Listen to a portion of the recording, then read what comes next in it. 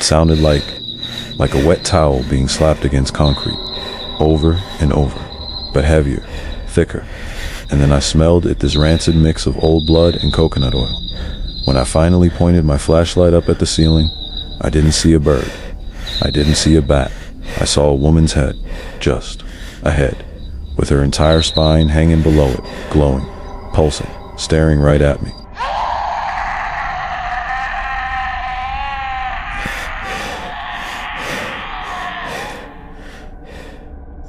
My name is Arief. 3 months ago, I took a job as a government agricultural officer in a village so remote it doesn't even show up on Google Maps. It's deep in the interior of Kalimantan, Indonesian, Borneo. My wife, Sari, she was 7 months pregnant. I know unnotable timing, but we needed the money. The pay was triple what I made in the city. This is Borneo, home to one of the oldest rainforests on Earth, 130 million years old. That's older than the Amazon, older than the Congo, and much of it remains completely untouched by modern civilization. Many villages in the interior still have no electricity, no cell service. When the sun goes down, it's pitch black, and I mean black, the kind of darkness most Americans have never experienced. Here's the thing, in the US, if you're in trouble, you call 911. In remote Borneo, you're on your own. The first thing I noticed, the stares. Not friendly curiosity, not welcoming smiles. These people looked at my wife's belly like it was, I don't know, glowing or something, like she was carrying a bag of gold. Our house was basic, wooden stilts, tin roof, no electricity. At night, we had one kerosene lamp and a flashlight. That's it. The nearest clinic was a 4-hour boat ride away. We were completely on our own. On our second night, our neighbor Rebu Ratnik came by with some fruit. Sweet lady. But when she handed me the basket, she grabbed my wrist, hard. And she said something I'll never forget. Don't go out after dusk. Your smell is sweet. I asked her what she meant.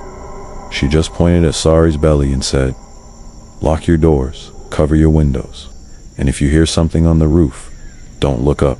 Then she left. I thought she was just superstitious. Old village stuff, you know?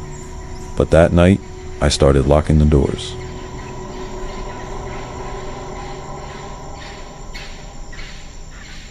It was around 9 p.m. when Sari started having contractions. False labor Braxton Hicks, the clinic called it, but out here, we had no way to be sure. She was in pain, gripping my hand, and I was trying not to panic. And then, I heard it. It sounded like something heavy was crawling across our roof, but not crawling sliding, like a seal flopping on ice. I grabbed the flashlight and pointed it at the ceiling. Nothing, but the sound kept moving. And then, the smell hit me. Imagine rotten fish mixed with burnt hair and coconut oil. It was so thick, I could taste it. Sari started crying, saying she smelled blood. I told her it was nothing. I was lying. When I looked outside, the jungle was silent, completely silent. No crickets, nothing. And then I saw it, a ball of light, red and orange, like a dying ember. It floated past our window, maybe 10 feet away. And as it passed, I saw what was inside. A woman's face, just floating there, staring at nothing. And below her head, organs, intestines, a spine, all dangling like roots from a plant. I thought I was hallucinating. Heat stroke, malaria, something. But then the thing landed on our roof, and I heard it crawl toward the ventilation gap near the ceiling. That's when I remembered what Ibu Ratna said. If you hear something on the roof, don't look up. But I already had. I didn't have time to think. I grabbed a plank, some nails, and started hammering it over the ventilation hole. My hands were shaking so bad, I kept missing the nails. It stuck its hand through. The fingers were so long, man, like stretched taffy, and the nails black and cracked. It was reaching for Sari. I swung at it with the knife. The hand pulled back, but I could hear it trite above you scratching, circling, like it was looking for another way in. Then I remembered something Ibu Ratna told me when she first visited. She said, if trouble comes, make noise. Burn onions. The spirits hate sharp smells and chaos. I didn't know if it would work. but I had nothing else. I screamed. I banged pots together. I made as much noise as I could, and the scratching stopped. For a moment, I thought it was gone, but then I heard it land. Not on our roof, on the neighbor's roof.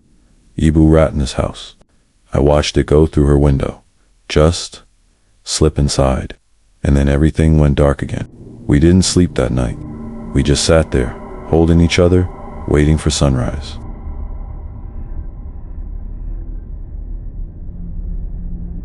When the sun came up, everything felt normal. Too normal, like the whole thing had been a nightmare. I saw Ibu Ratna outside.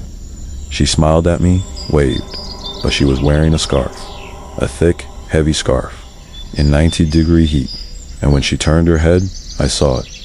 A dark bruise peeking out from under the fabric, right where her head would connect. I didn't say anything. I just went back inside, packed our bags, and told Sari we were leaving.